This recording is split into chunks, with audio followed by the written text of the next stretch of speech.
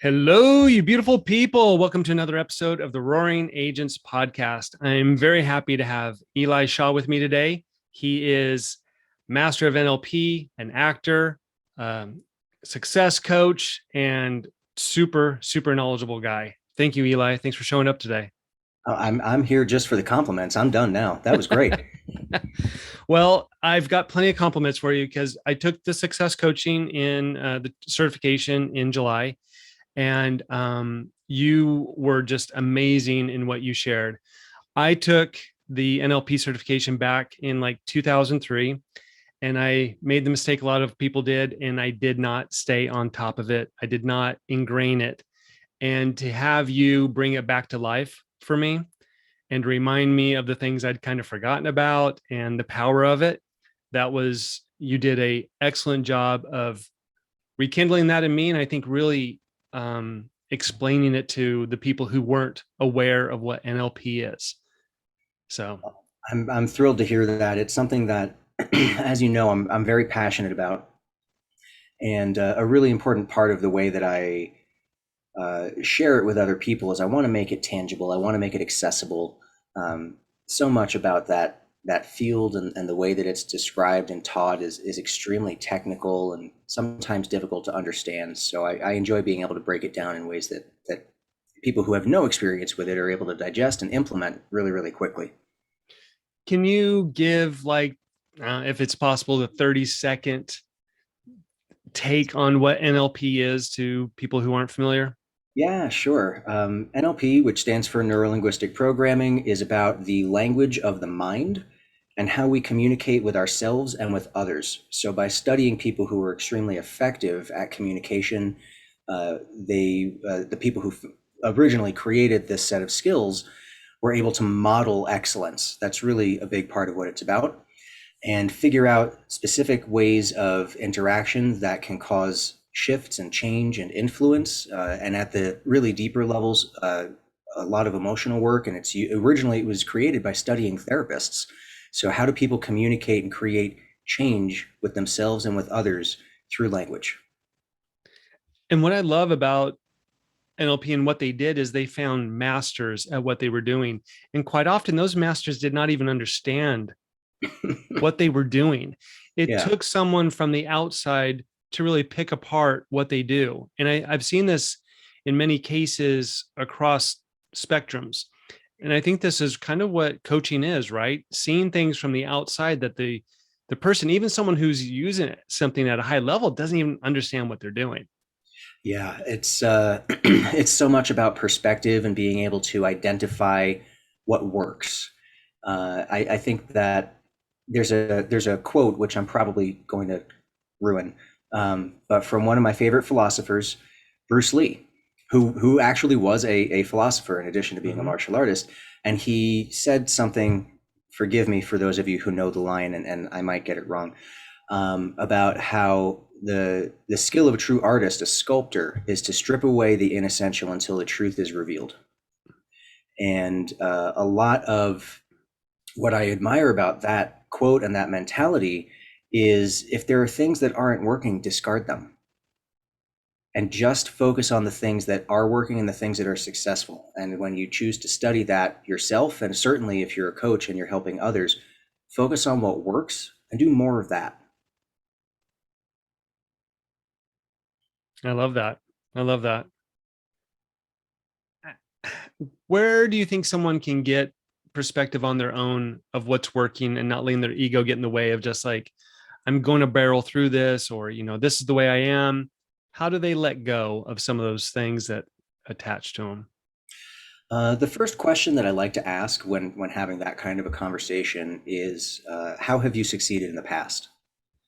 And there are a lot of resources that people can pull from their own experience that simply by asking someone to think about that, a lot of the time that's enough for someone to realize, oh, well, this other time I was successful. Well, okay, great. How did you do it that time? And look for the evidence and the resources that existed at that time and just repeat them now. Another way that I get into that, if someone's holding on to, I'm just going to barrel through, this is what I'm doing, this is my way, is a really pretty simple question, which is, how's that working for you? Which some people can be a little bit defensive about. But as you know, I love to talk about making sure that you're in rapport before you try to coach somebody or offer a suggestion, because when you're already in rapport, things can be received much more easily. So as long as there's that foundation and you're in a conversation where your advice is actually wanted, then asking a question or challenging somebody in that way is actually helpful and can be viewed as helpful. So yeah, how's that working for you? Or what does that do for you? And usually people start to explain, oh, well, it makes me crazy and I get really stressed and then I do this and I do that and I go, okay, well, what if there was another way? What would that be like? And a lot of the time, just to imagine that there is some alternative can move the conversation in a really cool direction where now we're talking about possibility instead of a stuck state. Yeah. I like positivity, possibility, gain away from negative. Yeah, that's something else we'll probably get into. Oh, of What are course. some weaknesses of NLP or misunderstandings of what it can do? Oh, well, those are two different directions, and I would love to get into both.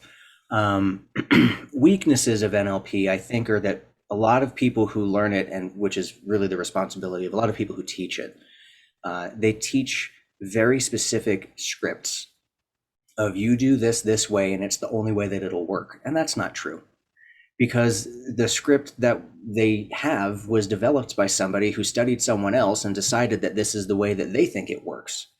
The beautiful thing about NLP is that it's modeling excellence at all levels. So if you think of a new way to do it, or you recognize someone else who's doing something at a high level, that's another way to do it. So one of the misgivings of the field of NLP is that there's a correct way and an incorrect way, and that's not really true. There are certainly more effective ways and less effective ways, but it doesn't mean that there's necessarily a right and a wrong. And I've heard from people who have been doing this for far longer than I have that a really significant part of what makes these skills successful is the confidence that they will work. It's really pretty remarkable. You can use every single skill that's ever taught at every level of NLP training, and if you don't have congruency and if you don't have confidence in what you're doing, a lot of the time it's still going to fail. There needs to be I'm nervous to call it a belief because I think that brings up a whole other subject. So I'm going to stick with just confidence. There needs to be a confidence that what you're doing is appropriate and will be useful. Because when you're in rapport with somebody, which again is the foundation of all healthy relationships and how you can move people, when you're in rapport, people will follow where you go. So if you're confident it will work, it actually kind of creates this belief trance almost that, well, if you say it'll work, it'll work. And for a lot of people, that is really all that it takes, which in the medical field is called the placebo effect. And while we know, those of us who do this at a high level, and you who have studied this at a high level, understand that when you do it effectively and with confidence, it will be significantly more effective. If you do it with confidence and you make a bunch of mistakes, it will still often be somewhat effective, just because when you share that confidence with someone else, it allows them to kind of buy into your belief. And you can take people very far just with confidence that you can share with them. So that's kind of a hack. That's like a little mind hack that I think anybody can use. If you really are confident in what you're saying, if you believe in what you're saying, it's very easy to get other people on board. That said, of course, if someone strongly disagrees with you right from the beginning, probably not going to work. But if someone's at least wanting to participate with you and is looking for change, or is looking to be coached, or is asking for your guidance, the simple fact that you believe in them and that you believe something is possible, oftentimes they'll hitch their cart to that horse, and they'll go right along with you. Speaking of confidence and a little bit of limiting beliefs, I'm guessing you're familiar with Darren Brown. Yes. So for those that don't know, he's a mentalist. He does some fantastic shows. He's got some specials. Push is amazing if you want to understand psychology and how you can work people. But um, he was talking about when he was a student in college that he was doing rapid inductions. Mm-hmm. That's hypnosis. Yep. And he could only do that on people he'd already hypnotized previously because there's a thing called an anchor and yada, yada, yada. Yep. Then one guy came up and he's like, "Hey, I want you to do that hypnosis thing on me." And it was someone he recognized. He's like, "Okay, so I'm going to do the rapid induction on him." So he does a rapid induction. He's going through the hypnosis. He's like, "Oh, wait, I don't know this guy at all." So here's a guy who's already doing something that is amazing and that very few people can do. And he still had a limiting belief. And he accidentally fell into the certainty that he could do it, and it opened it up. Yeah, it's pretty remarkable, and I'm familiar with that story. So as you're telling it, I'm smiling and realizing that when I heard him tell that story, it completely changed my beliefs about how I can help other people. Because as soon as I recognized that, wait a second, even by accident, he thought he could do this with somebody and just led the person there. I mean, I think really it was as simple as he just had the guy sit down and he just put his hand in front of his eyes and went, sleep. And like, that was it. And the guy went straight into trance, like a really deep trance. Um, and it was because the person wanted to be hypnotized Yep. and enjoyed that Darren Brown was an expert and decided whatever he says or whatever he does works. So I will do whatever he says. And for those of you who are unfamiliar with hypnosis, which is a fundamental part of the foundation of neuro-linguistic programming, all hypnosis is self-hypnosis. You cannot hypnotize someone else. You can lead someone into hypnosis. You can teach someone how to go into hypnosis, which is really just a trance, which is just relaxation and focus of the subconscious mind. So this person wanted to be hypnotized, believed he would be hypnotized, followed the instruction and took the suggestion. And that was it. It was really that simple. And just because I really like to clear up fears around hypnosis, anyone who's ever seen a hypnosis show and has seen people get up on stage and do all kinds of crazy stuff and pretend that they're a chicken or, have some kind of fantasy played out in front of a room full of people, those are people who already were willing and able to do that before they were brought on stage. They're not plants. They didn't know they were going to go on stage, but there's a part of them that was hoping they would. And that's part of why they went to the show. So they were perfectly willing to take those suggestions because they were already in a state of mind where they thought it would be fun.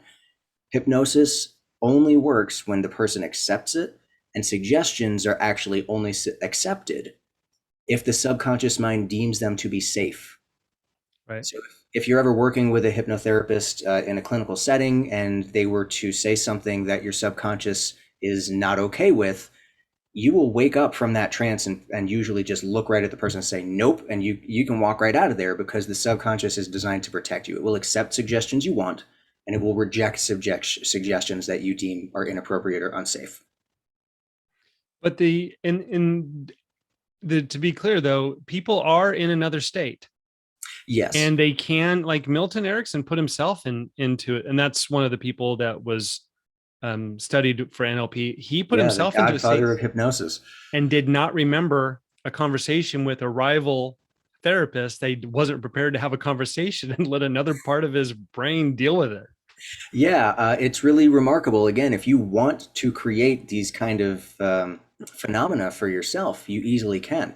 And I use self-hypnosis all the time. I just did that twice today. I mean, it's just part of my daily routine to ask my mind to help me out, essentially, where I want to feel energetic and focused and motivated to do the things I need to do within a certain time frame. I've been up since 5:15 this morning working. I mean, I've had a really long day, and it got to about 5:15 in the afternoon, evening, whatever, depending on what time zone you're in.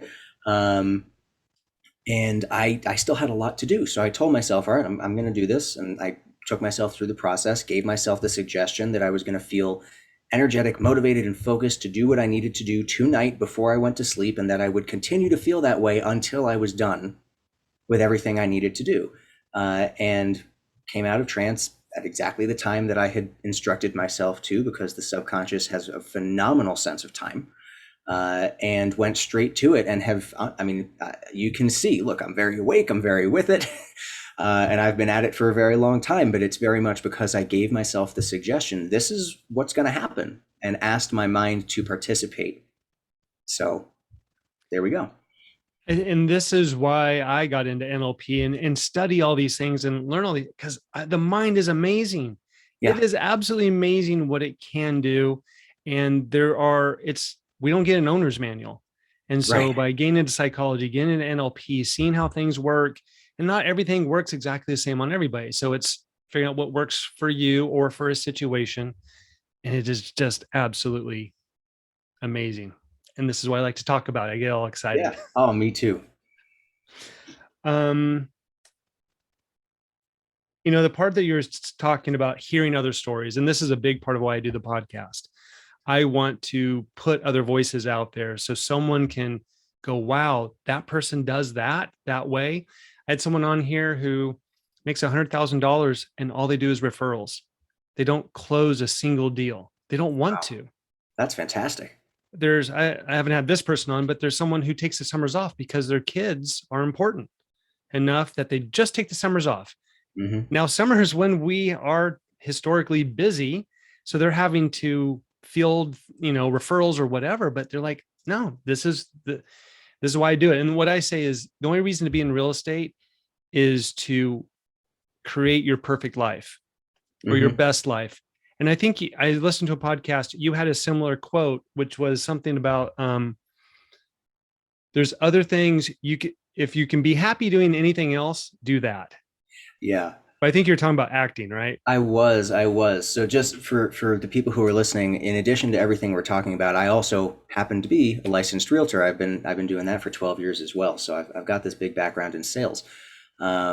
But that just to connect all of that, because I think we're probably going to go in that direction at least at some point. Um, but on this other podcast, this other conversation I was having, I was talking about my background as an actor and how I was doing an apprenticeship at a big theater in Massachusetts, and they had other professional actors who'd been experienced for a while come in and talk to us, and basically try to talk us out of ever becoming an actor, which was not well received, at least not by me. But the advice that they kept saying over and over, which I thought was a horrible limiting belief to be installing, was, I think, that phrase, if there's something else that you can do, do that instead.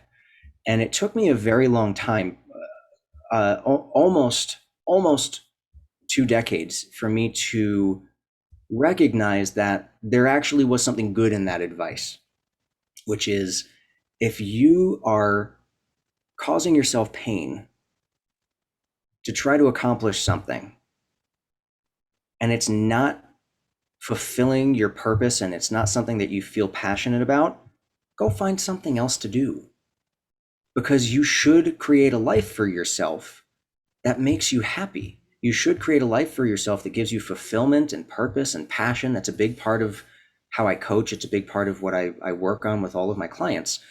Um, and so when I realized that, yes, I was excited and passionate about acting, but I was also excited and passionate about something else that in turn allowed me to enjoy my life more, I was able to make a very simple decision. Do I want to keep struggling, or do I want to create the life that I'd really like to have? Because I honestly could be happy either way. For people who feel like there is just one purpose, it's the only thing they're meant to do, it's this or nothing, there's a part of me that envies you, and there's a part of me that is sympathetic to the pain that that probably brings with it, because it's important. And I'm speaking directly to those people now. It's like, this is it. This is my life. If I don't do this, I'm not worth anything. First of all, yes, you are. And second, along the way, you have to decide for yourself how to define success. Success doesn't have to be what everyone else calls it. You have to choose for yourself, what does that mean? Because if you're going to struggle and you're going to work and you're going to put yourself through trials and tribulations and rejection and whatever else might come along with it, whether it's acting or any other industry or business or profession, if you know what success means to you and you can accomplish that, you're probably going to be a pretty happy person.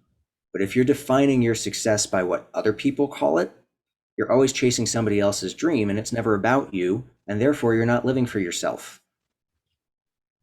All right, I've got like four different directions I want to go now. You're welcome. Yeah.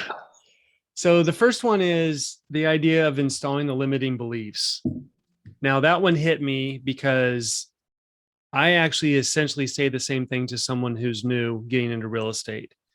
And my take is if I can scare you verbally with what Mhm. this job is, Yep. you probably weren't going to make the actuality. Now, what you're saying is, someone threw those limiting beliefs on you and it did what it did. That's not what I want to do.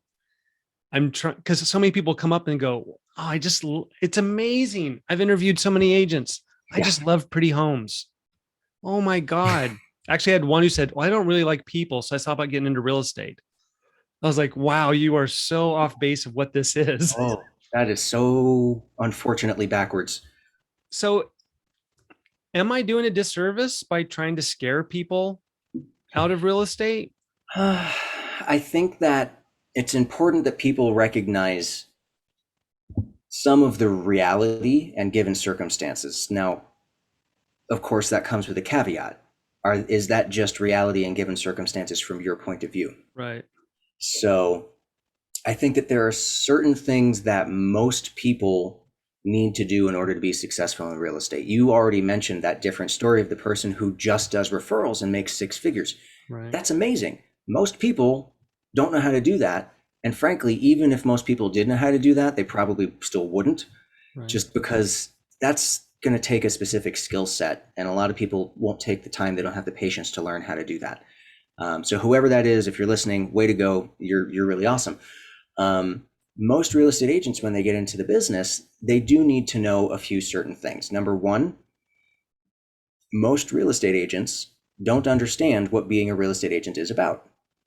Number two, most real estate agents are out of the business within the first 2 years. So if you'd like to be successful, you're going to have to do some things that might make you a bit uncomfortable because you're in a business of sales, which is a people business. So whoever that person was, again, that was very backwards. You need to get along with people. There's a part of you that needs to enjoy working with people because this is one of the biggest decisions and financial investments they're ever going to make. So you've got to work closely with someone and be willing to be their advisor and their friend and someone who's going to help them through an incredibly stressful and sometimes very difficult process. If you're really good at what you do, it doesn't have to be difficult, but as you're learning, it might be. Then the next step is, unless you happen to know a lot of really wealthy people who trust you implicitly and explicitly, you're going to have to do some lead generation Right. because this is not money that just falls out of the sky and lands in your bank account. You actually have to go out and meet people and find business.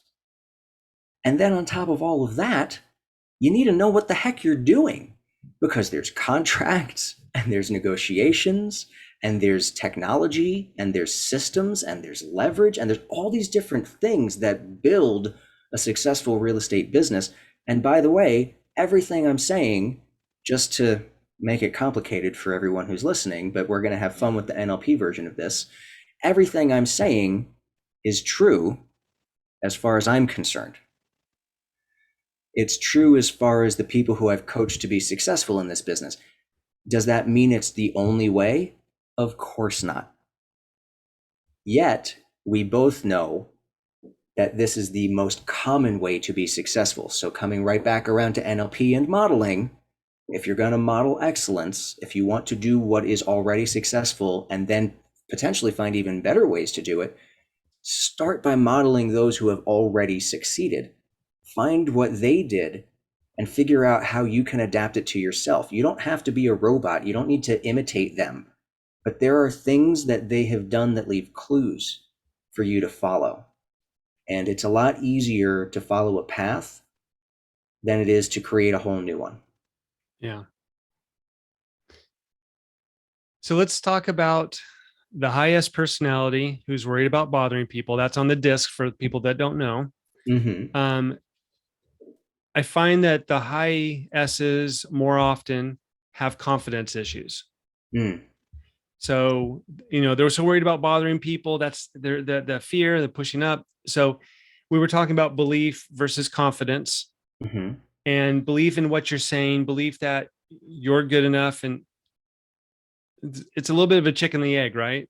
Yeah. So how does a new agent get enough? Because I was talking to someone this morning where they're new, but there's 11,000 agents in my market. Mm-hmm. So how do they feel that they're the right person, that they're good enough to be going after it and saying, "Hey, I'm the person. I can do this." And Oh, wow. I let's talk about a few different ways to approach that. Because again, there's as you've said, there's no one way to do something. Um, so one of the mindsets that I appreciate a lot is when people just take that question and flip it around and go, well, why not me? Now, I will say this again, specifically talking to that personality, that behavioral type, and I think this might also be for the high C behavioral type on the disc profile. Um, the point of that question is for you to go, well, I could, not to make a list of all the reasons why you can't. Let's just be really clear. If you go, well, why not me? And you start to actually answer that question, then you've completely missed the point. So, but it was given a command, and it's a list. I like lists. yeah. So, for those who are a high C, that is not the point of that exercise. Maybe let's go with a different direction. So, let's try another one. Um, Having confidence can come from a lot of different places. The one of the simplest is from competence. When you know what you're doing, it's very, very easy to then feel confident about it. So for someone who needs to feel that they're capable and needs to study and learn, okay, go ahead. You got to set a date for when you're going to be done because you can go on with that forever. Um, and I love to learn and I love to study and I get as much continuing education as I can, but I don't ever sign up for the next thing until I can implement what I've already learned. I got to make it worth it. Otherwise, I'm throwing money away and I'm wasting my time and energy. So, what do you need to learn in order for you to feel confident? And you can actually categorize that. I know I will feel confident when I can X, Y, and Z. When I can talk about a contract, when I can discuss the local market, when I can have a conversation and look someone in the eye for more than 6 seconds at a time. Whatever those pieces of evidence are for you, figure them out, and then do those things. You do them one at a time, then you do them simultaneously, and then you should feel that confidence because you answered your own question. What will it take for me to feel confident? You do these things. So you're just proving it to yourself. That works at a subconscious level very effectively. Another way that I really like is something that you did bring up earlier, which is the word anchoring. Anchoring is a specific skill within NLP, but it's generalized and can be used by anybody. So let's just talk about that for a second. The process of anchoring means associating something specific with a specific state. Now, if you want to, you can, place a physical anchor on your knuckle, and that's going to be a stimulus response. It's based on Ivan Pavlov and his work with dogs and being able to train them so that he would ring a bell and eventually they'd salivate because it was associated with him getting food. If you don't know about that, go look it up. It was an interesting experiment, and it's a lot about cause and effect, stimulus response. You don't have to go that far. You don't need to know the technique, but here's what leads into the technique. Can you think of a time when you were confident? Can you think of a specific time? Now, for most people, it's pretty straightforward. If you're having trouble with that, shake yourself off, give yourself a break. At some point in your past, you probably did feel confident. So just allow yourself to think of that time. For the rest of you, and you can jump right in, it's really straightforward. Can you think of a time when you felt confident? Yes, great. Can you think of a specific time? Yes, great. Go ahead and replay that right now. The formal script goes something like this. Float back into that time, float right down into your body, see what you saw, hear what you heard, and really feel those feelings of when you were totally confident. Move your body in the way that you need to feel confident. Adjust your breathing. Breathe the way you breathed when you were confident. And really turn it all the way up to a 10. Or go to an 11 if you like Spinal Tap. And get that confidence into your body. And the cool thing is, then you just hold on to that feeling and go do what you were going to do. If you were to go through the whole formal technique, you would then place an anchor and you'd be able to fire that anchor and immediately feel that confidence anytime. So people who are interested in NLP, that's one of the most basic skills that you can learn. And I've got probably 8 different anchors all over my body where, this one makes me motivated. This one makes me laugh out loud, just if I want to be in a good mood, if I was having a bad day. This one makes me feel really confident. There's all these different ways that I can be in control of my own state. But then my very favorite of all of the different methods when it comes to feeling confident is this one. And it sounds a little bit funny, but it is so, so, so effective. Pretend that you feel confident. And then, after a moment, just pretend that you aren't pretending anymore. And if you can do that effectively, you can feel confident very, very easily. It's based on the fake it till you make it, but it's a lot more congruent because you're not faking it, because eventually you actually have caused yourself to believe that you are confident, and it is very, very effective. Well, everyone, this is exactly why Eli does trainings. He is a master at this. And so I took Conversations That Convert. That was, so you were one of the trainers in success coaching, and then you offered this class, and I was like, oh yeah, sign me up immediately. I wanted to go do that. We got deeper into NLP, how the language is. So this is what he talks about. This is what he does, and you can tell he knows it at such a molecular level that it's just amazing. So kudos to you, Eli. One thing that you talk about in those conversations that, or yes, consultations that consultations. Yeah, that's Sorry. no, it's okay. I'm thinking ahead of what I'm wanting to say and I know forgetting that the actual words. I know someone else has a class called The Other Thing. So sorry. No, it's not at Success, but it's out there and it's probably great. But yeah, it's consultations that convert. Consultations. Okay. You do not get hung up on scripts. Yeah. What you teach in the class is the mechanism to understand it. I feel like it's a little closer to teach the person how to fish. Yeah. Don't just give them the fish. But that said, I do push agents to get a bit of a script down so that they at least know what to say and feel confident. And I often use acting as why it's script. So you come from an acting background. Mm-hmm. Where you're not improving most of these things, I assume, especially some of the things I heard you've done. You have to stay on script. Right. So is it a philosophical thing that you're like, hey guys, you're still giving us scripts, but you're like, I'm not hung up on the scripts.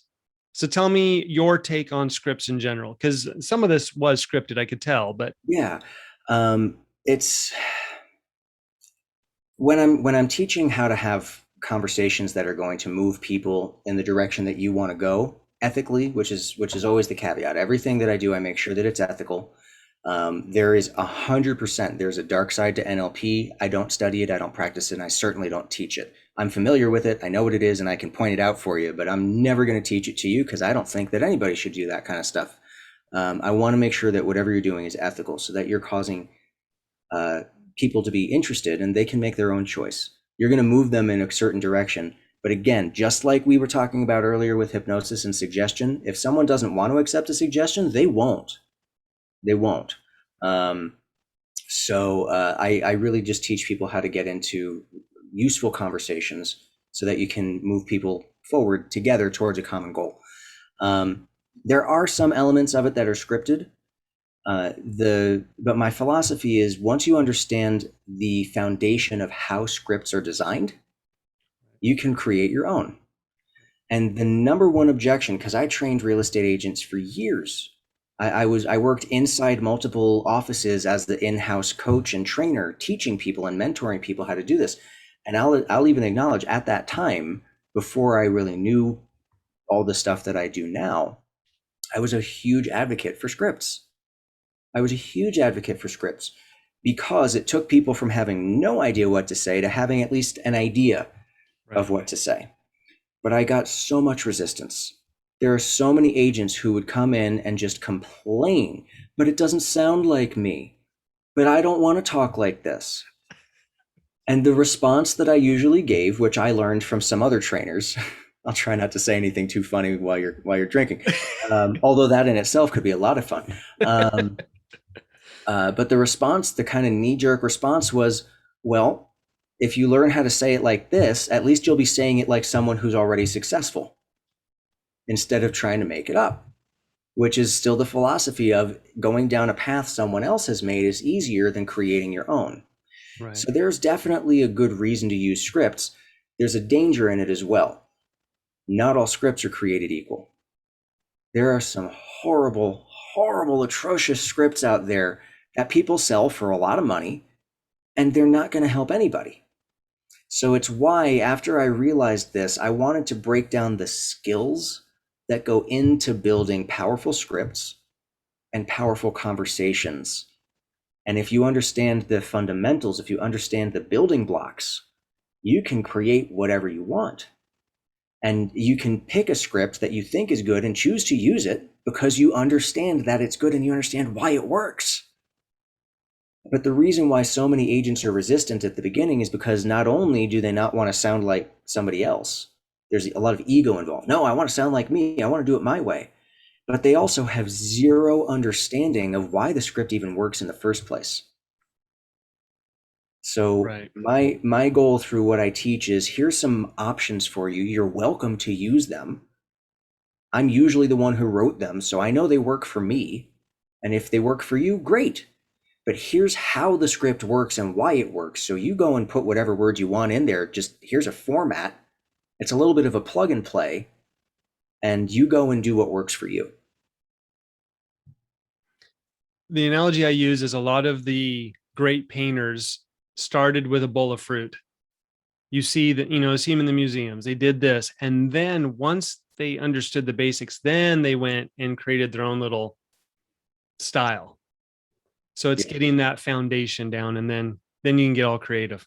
Yeah, I think that's a really good point. For especially for anyone who wants to become a master at what they do, it's important to study not only the fundamentals, but the great works of those who have come before you. So in that last class we took, I loved your response to this. And I forget if it was I asked this or someone else, how the conversation came up, but it was, what if someone catches me doing one of these NLP methods or models? What if they catch me in this script? And your response was perfect. Do you remember? Well, you're going to have the Yeah, same response, but yeah, it was because this happened to me. So I was teaching the skill of how to get into rapid rapport. How do you get in rapport with somebody in 30 seconds or less, which creates that feeling of liking, and it makes it easy for you to move things forward. And it's done through a process of something called mirroring and matching. And I was using this particular skill when I was out walking around, literally talking to strangers on the street looking for business. And I realized that to some people that sounds exciting, and to some people that sounds crazy. So I'm gonna give you this one really important piece of information. I did sign a listing talking to a stranger on the sidewalk. So yes, you can do this. Um, and it was just, I, of course, when I say stranger, I had never seen this person. I had no idea who they were. I literally just introduced myself and said, hey, I work in real estate. Do you happen to know anyone who's looking to buy, sell, or rent who I'd be able to help today? And she said, actually, I've been thinking about selling my house. I said, great, we should talk. And we just kind of went from there. Um, but the process of building rapport through mirroring and matching, I did it with somebody who called me out on it. It was like he moved one way, I moved that similar way, and then he said something and I said a similar thing, and then he turned to me and he went, "Oh, yeah, I see what you're doing there. Nice work." And my response was, "Thank you." And then I just kept going because it didn't matter that he recognized what I was doing, and I actually took it as a compliment that he was saying that I was doing a good job.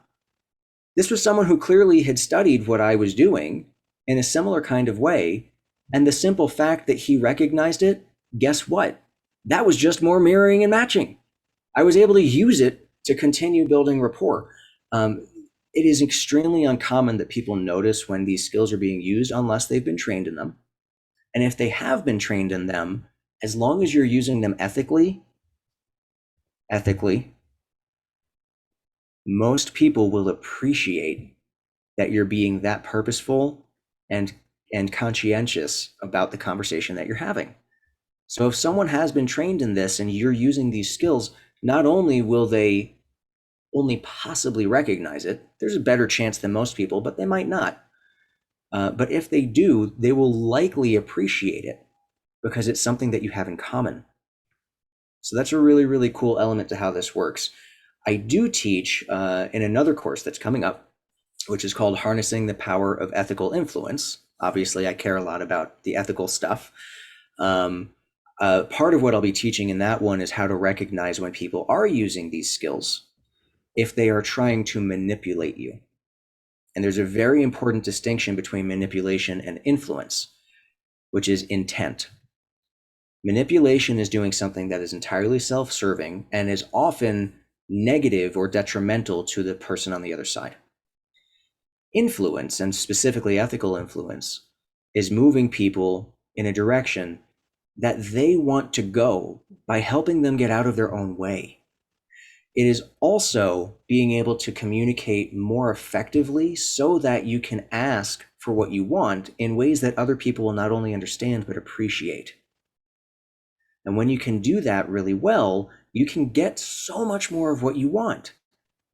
Most people try to get what they want by arguing or begging or trying to guilt somebody. And those of you who do that, you already know, usually doesn't work. And if there's someone it always works with, that's probably a pretty toxic relationship. And it's probably very one-sided. So you might want to evaluate that and do a little self-reflection. But if you're going to influence somebody because you're so good at explaining what you want clearly in a way other people will receive, process, and care about, it becomes really easy for you to get what you want because other people can respect it and appreciate it, and it usually benefits them also. I don't remember what got us on this track, but that's my 2 cents. Well, a couple of things. One is, there's a book, Never Split the Difference, with Chris Voss. I don't know if you've read that. I'm Hostage familiar with Negotiator. it. It's on my list. One of the things he talks about is he does mirror and matching. I mean, high level stakes of negotiation and building rapport. And so he had an employee that was time for their evaluation or whatever, and they're on a boat. And he's talking to the guy, and the guy's talking back to him, and he's having a great conversation. He's really dropping all this knowledge on this guy. And his son, who's part of the company, is like, "Are you not seeing what he's doing to you?" And his dad's like, "What are you talking about?" He's like, "All he's been doing is repeating the last 3 words you've said for the last 45 minutes. How are you not seeing this?" So here's a top level negotiator that did not even catch that his newer employee was doing this. Yep. So first of all, you're right. Almost no one really sees it unless they're paranoid like me, and I'm just looking for everyone to do it. But the other part is if they know you're ethical, if they trust you, they know you're doing what is the best for them. This is how you get the not access, but just get the best flow for it. No one's mad like, "Hey, I know you're doing CPR on me. Stop that." You're saving, you're helping the person. I know your tricks. That is a phenomenal metaphor. That's a phenomenal metaphor. Thank you for that. I'm going to steal that. Absolutely. I'll give you a commission or something. Sweet. Make that 6 figures, right? You know what? That's enough with the 6. Let's go to 7. Make that 7 figures. Let's make that our new mindset. When you're in rapport with people, when there's trust, then first of all, no one's going to call you out on this because they're going to, again, appreciate the depth of the relationship and that you're looking to help them. And it's just magical how effective this stuff is. And the coolest thing is none of it's magic. Everyone can do it. Right. When I talk to agents who are worried about, "Hey, I don't want to be pushy. This is manipulative." And I love that your class is ethical. That's in the title because that's what everyone's worried about. I don't want to be that salesperson. And what's funny is when I talk to those agents, I'm like, "All right, tell me what you're afraid to say." And every time it is the most kindest way to go do this. It's never the tricky, sleazy thing. Mm-hmm. And what I try to flip on them is like, you are helping them towards their goals. Imagine you were a personal trainer and they came up and said, I just don't want to do my push-ups today. And you're like, oh, okay, that's fine. Well, did your goals change? Did your, and then there's conversation. They came to you for a reason. As long as it's about their goals, then it's fine. You can push them all day. It's when it's about you that's wrong, which is, what you're saying the difference between manipulation and influence is. I love that. Yeah. And sales has become such a dirty word. Yeah. It really has, which is again a big part of that course that you did go through. It's how to do sales in a way that feels good and that helps people. And I know that one of the things that I said during that class on I think it was day 6. There's 8 days. I think it was day 6, but I'd have to look at my notes. Is when we talk about value, and I make a point of explaining in that class that value has nothing to do with what you can tell people about yourself. Your value only exists in how you can serve the need of someone else. So if you focus on someone else's need and you can solve their problem, that's very valuable. And agents and any salesperson who goes out there and just says, I can do this and I can do that, and here are my stats and here are my awards and here's all the stuff and look at me, who cares? Maybe you do, maybe you're trying to feel good. I don't know. Do you have low self-esteem that you have to talk about this all the time? It doesn't help anybody. Find out what they need and speak to that and have a genuine conversation, and all of a sudden you're the most valuable person in the world. I wanted to say kudos throughout that, but that's going to be a clip that I'm going to grab and put on social media later. That was I might want that for myself too. It's nice when I say things in a way that I'm like, oh yeah, I think I expressed myself really well. Okay, that one worked. So before we go, a couple of things. One is I looked into your history and I was amazed. There's some parallels to us. So I went to college and my plan was to be a family and children's therapist. It's awesome. And then I got my degree in psychology and I went, I'd just gotten married and the path to get to the master's school just was not very clear. And so I fell into real estate by chance. Yeah. And as I looked back, I wished I'd done drama in high school. I wished I'd gotten a piece of that. So looking at your path, I was like, hey, wait a second. Is this an alternate reality? And I got into NLP. So there's a lot of, I get why we resonated so much for me that, Absolutely. yeah. So it's fun to have a conversation with someone that's similar in many ways. I don't want to keep you too much longer because I know it's late. You've been doing a long day. So let's leave on self-sabotage. Yeah. And getting out of your own way. I feel we've hit on some great subjects. It's going to be great, just great for everyone. It's a masterclass. Let's end on that. How do we get out of our own way? How do we stop the self-sabotage and be aware that we're doing self-sabotage? Wow. I'm going to try to keep this brief. That's a big. Maybe I just extended this a half hour. Crack this open at the end. Wow. Okay, here we go. No, I love talking about this, and let's get into some of the basics. And then you know what? If there's more you want to talk about, I'm always happy to come back. The self-sabotage. Everybody's really good at self-sabotage. Everybody. It's almost like we were born to do it, except we weren't. And the reason why it happens for so many people is because there's fear that exists of two different things. And it could be both, which is really dangerous, but it's usually one or the other. Fear of failure or fear of success. Fear of failure, I find to be really easy to deal with. Because if you fail, everything stays the same. Nothing's changed. You haven't grown. You haven't won. You haven't succeeded. You haven't, nothing. That's it. You fail. You're stuck. You're exactly where you are. Ooh, how exciting. Now I get that the emotion is there and it's strong, and I've dealt with it. Everybody's dealt with it. I still deal with it. By the way, just because you practice this stuff and you study this stuff and you teach this stuff, you're still human. I'm still human. I mess up all the time. I've probably messed up tons of times just during this. And if I go back and listen, I'll go, oh, should have done that differently. It happens. I'm human. I just do my best. That's all. I'm always just just aiming at doing my best. The fear of failure is so rampant because it keeps you in your comfort zone. Why do you need to be afraid of failing? You're going to stay right where you are. If you like where you are, okay, that's great. If you don't like where you are, then you got to get out of your own way and you got to start thinking about what can I do differently. Now, if your fear of failure is because you're afraid of where you currently are, you can't stay where you currently are, that actually can become a strength. Because if your fear of staying stuck is strong enough, it will usually motivate you to do something.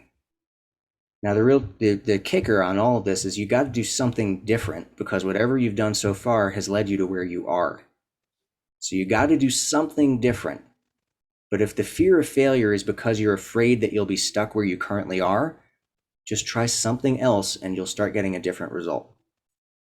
The fear of success is what I find to be really, really, really dangerous, which is for people who set a goal and they're really excited about it, and some part of their mind becomes afraid of what will happen, what will change once they're successful. And I did talk about this on that other podcast you're referring to from Success. If there's an outcome that you don't want or you're afraid will happen, it becomes very easy to sabotage yourself to make sure that you never succeed. And the story that I told on that podcast, I'll keep it very brief because I want to make sure that all of our audiences stay with all of our people. Go listen to both. They're fantastic, but please stay here because this has been so great.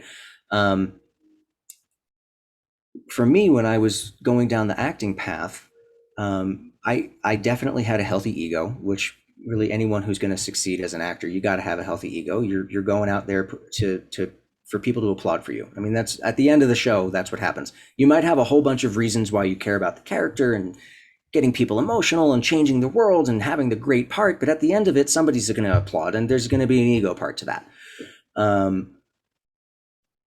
I got nervous that if I was too successful, get that. If I was too successful, that it would interrupt my life. What if I end up becoming a movie star and then there's paparazzi and then they're following me around and I have no private life? And I got so nervous about what if I succeed at a crazy high level that I started getting in my own way to protect myself from something I thought I didn't want.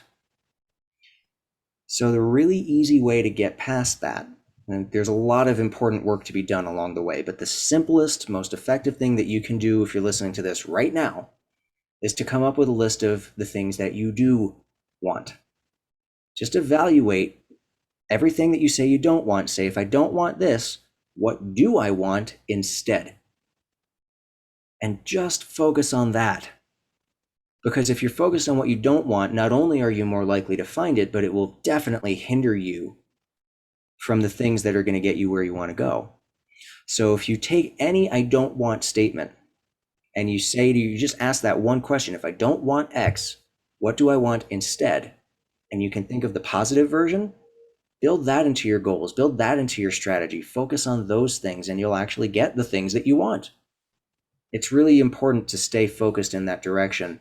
And if I had done that at that time and just said, I want to be a stage actor who works consistently and makes my full-time living from acting, that would have felt great. And I think back to myself when I was in my 20s and go, oh, you idiot. Like, why didn't I do that back then? I sabotaged myself so much because I was afraid of something that, come on, let's be honest, in all likelihood was never going to happen. Could it have? Sure. Would it have been nice? I honestly don't know because I was terrified of it ever coming to be true. So I kept getting in my own way. But if I had just said, what do I want? And built everything I was doing around that, then if an opportunity came up that was, hey, go make this big Hollywood movie and maybe you're going to be a star. Well, that's not what I'm doing. I want to do this. And I could have just stayed on my path towards doing the things I did want to do. And then the success that I had would have been fulfilling, would have been meaningful, would have felt purposeful.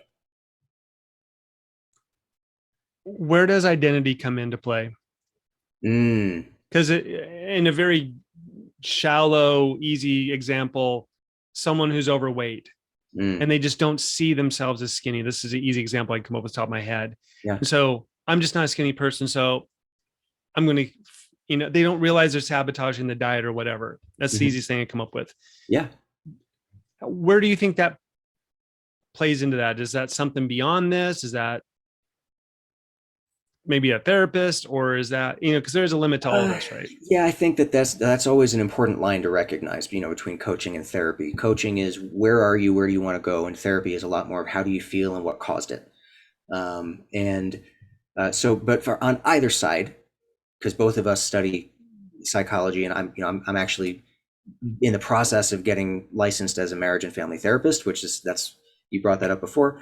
Um, in all of these realms, being able to again take the identity of who you want to be and take that as if it's now, then you start developing, well, if I am this person, if I am a healthy person, if I am a skinny person, if I am, by the way, I do, when I'm coaching people, I avoid skinny and fat. I go with healthy or unhealthy, Yeah. because you have to define that for yourself. And again, is there a specific weight, and is that healthy for you or not? I don't know. Go see your doctor. I'm not a doctor. Um, but if you were to say, I'm a healthy person, what does that mean? What must be true for that statement to resonate with you, for that to feel appropriate? Well, if I were to say I am a healthy person, then I would have certain values that are associated with that, like sleeping well and eating well and exercising and taking care of myself and making sure that I rest and making sure that, all of these different things are values of being a healthy person. So if I were to say I am a healthy person, then all of those values I'm gonna start looking for ways to make that true. I'm gonna start looking for evidence so that I can prove to myself, yes, I'm a healthy person. On the other hand, if I'm telling myself I'm fat or I'm overweight, I'm gonna look on the subconscious level. And we can talk for weeks about this, but the basic version is your subconscious will believe what you tell it. So if you tell yourself that you're fat, your subconscious is gonna go, oh, okay, I am. And then, because your subconscious is designed to protect you, it's going to do everything it can to prove you right, because it's uncomfortable to be wrong. So your subconscious will start looking for evidence to make your statement true, which can take you off track in all kinds of magnificent ways. So if you have a negative identity, I am fat, I am lazy, I am unattractive. If this is something that you say about yourself, your subconscious is working 24/7, yes, including while you're sleeping, to prove you right. So adopt an identity statement. We're not talking multiple personalities here. We're just, I am a man, I am a success coach, I am a husband, I am a human, I am, like, these are all identity statements. They're all true. I don't have a split mind or anything. These are just all true statements. They're all identity level statements. So if you tell yourself a positive identity statement, your subconscious will start looking for evidence to prove that. So this is where a lot of affirmations and mantras come in. I take slight issue with affirmations because I only find them effective if you can believe them. If you just go around saying, I'm $1 million a year earner, and you're selling peanuts on the side of the road and you've got, $10,000 in your bank account, you're probably not $1 million a year earner. You're just lying. There's a big difference between affirmations that are identity statements that are taking you in a positive direction and just making crap up that has nothing to do with reality. So be careful with your affirmations. Make sure that there's something that you can believe and that you can build values around. What would make it true for you? And when you can identify that and say, I am a healthy person, and start living as a healthy person, well, what would a healthy person do? What must I do to be a healthy person so that I can say this and mean it? Then you start looking on a subconscious level for evidence that will help that become your reality. I think you're the first person that's kind of spoke about affirmations the way I do, is that you can't come from here all the way over here. And Mm-hmm. it's just not going to resonate. It didn't make sense. And maybe it's NLP that gives me that sense, but Mm-hmm. it needs to be like a ratchet, Yeah. more than just, oh yeah, I'm a billionaire. Right. So you can go from zero to hero pretty quickly in your head if you fully pretend And that might be fun in the moment, but in reality, you got to take steps to get there. So rather than an affirmation that says, I'm the best agent in town, well, you could say, I'm a hard worker, or I outperform other agents, or I do what other agents aren't willing to do. You find something that's going to make you into the person who outperforms every other agent. If you want to be the best agent in town, there's steps that are going to get there. So take on the sequential identities that are appropriate, Yeah. and it'll be a much more effective and much more enjoyable process. Otherwise, you're just kidding yourself, and you're probably going to get really upset about it. Well, this has been a masterclass. I've said that several times. You've just dropped so much knowledge. I think this is going to be the most replayed podcast I've done. Thank you so much.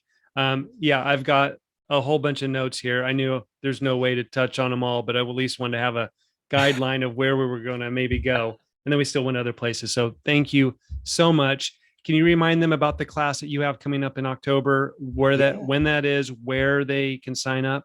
Yes, yes. So there's two. There's the one that you went through, which is called Consultations That Convert. It's once a week for 8 weeks, and it teaches different skills that you can integrate together that will improve your consultation conversion rate, so that you can spend time and energy only getting the results that you want, and you can then go and do other things that you care about. So you're not wasting your time and getting rejection, and ultimately, so you're avoiding working with clients who are just not appropriate for your business.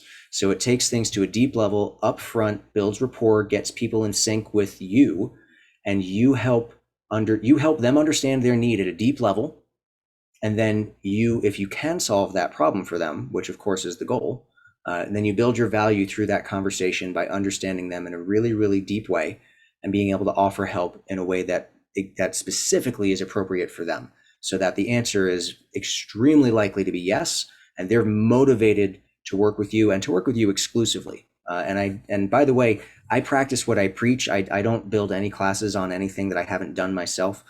So just really quickly, in real estate, those of you who are, when I work with a buyer on average, yes, including during the time of COVID, my average time working with a buyer from meeting and agreeing to work together to actually getting an offer accepted is 4 weeks or less.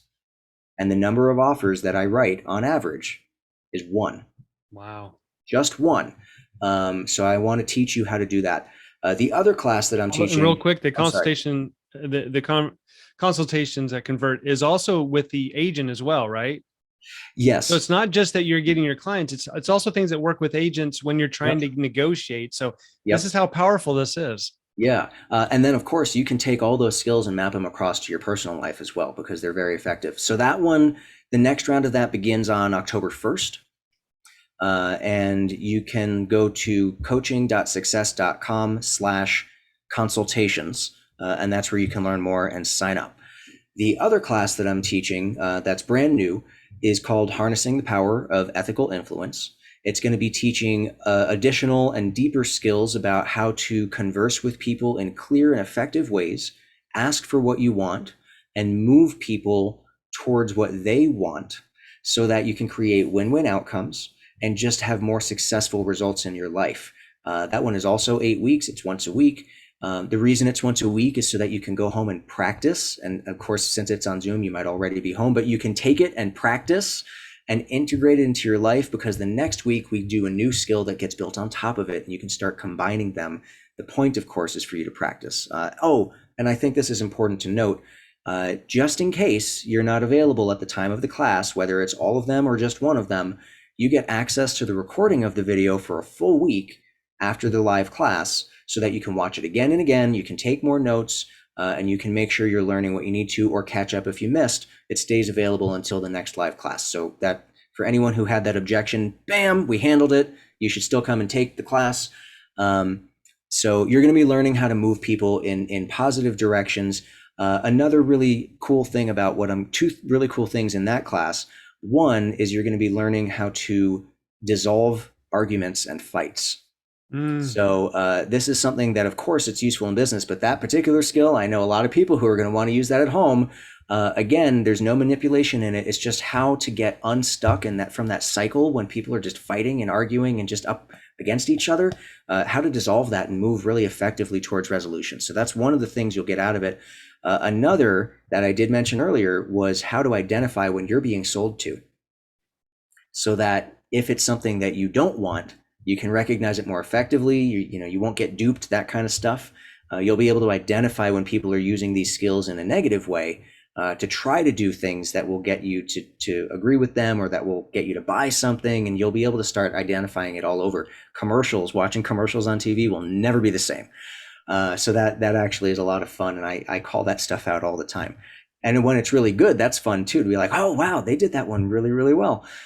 So that one starts on October 6th. And again, same thing. You can sign up now. You can sign up later. You can sign up whenever you feel like it, as long as you sign up. And it will have the recordings available in between sessions. That one, you go to coaching.success.com/influence, and you'll be able to sign up there. Awesome. I'm going to let you go get your well-deserved rest. Where can people connect with you online if you want to share that? Yeah, sure. I think that the easiest place is oftentimes on Facebook, although I will acknowledge I'm not a big social media person. So you're welcome to find me there and friend me. I am literally the only person on the planet with my name. So it is very easy to identify me on social media. Last name is Schaugh, spelled Schaughh. You will not find any others, which is pretty cool. But really, if anyone has any questions or would like to have an offline conversation or learn more about NLP or these classes or coaching or any of that stuff, you can just email me, which is really a great way to reach out and start a conversation. My email is Eli, Eli, Eli at success.com. Awesome. Well, thank you so much. And we will do this again. Absolutely. I'm looking forward to it. Thank you so much for having me. Awesome. Bye.